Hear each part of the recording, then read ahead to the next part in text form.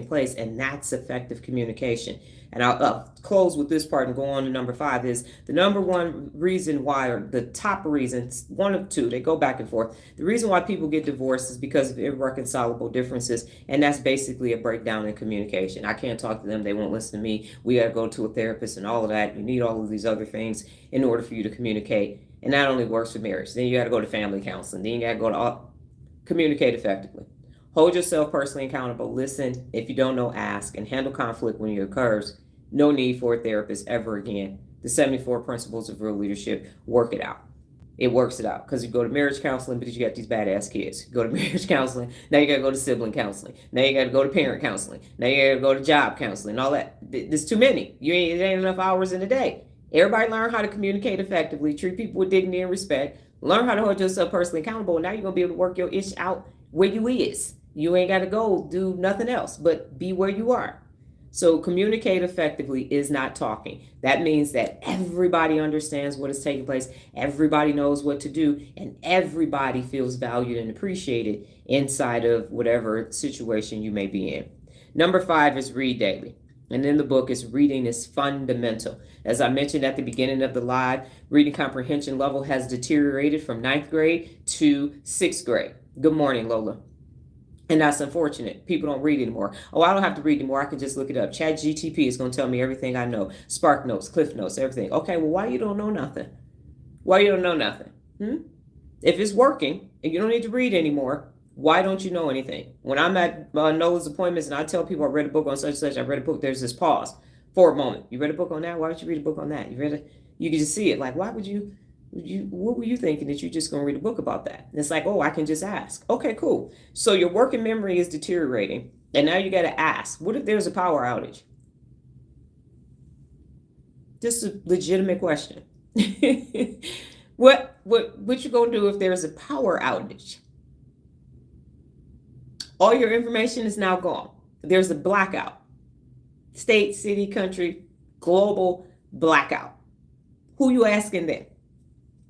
Does anyone have an answer for me? Blackout, power outage, brownout.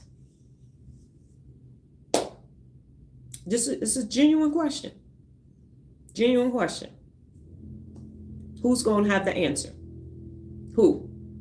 If it's okay to not read, if it's okay to not know, because you can always until you can.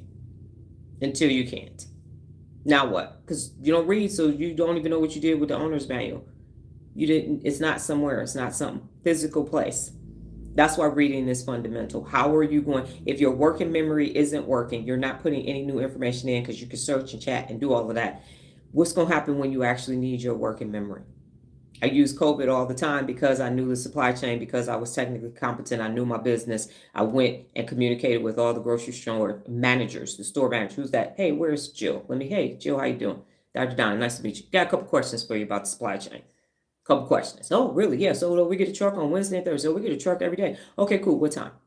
What's coming in? Is it a full truck? Is it a complete truck? Are you doing produce? Are you doing dry goods? What's happening with that? Okay, got it. Now we're going to make our shopping based upon each one of these stores, what day their truck is coming in. That's how we're going to get our items because of that.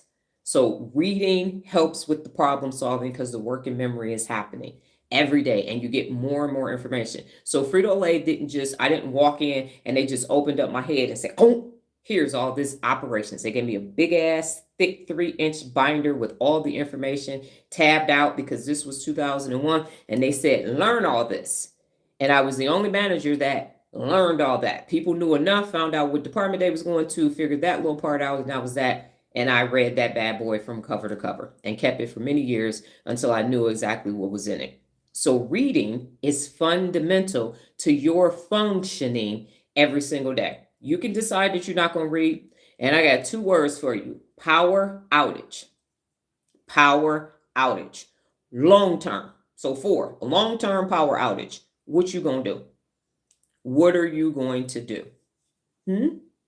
Are you going, now everybody's going to be going talking to their neighbors. Hey, how you know? How you going? And everybody's going to have this nice little atrophied brain because you got all this technology at your house. Okay, cool. Use both. I'm saying use this piece of technology. This is the best one you got. And then use that as a backup. But you're making this the backup. And this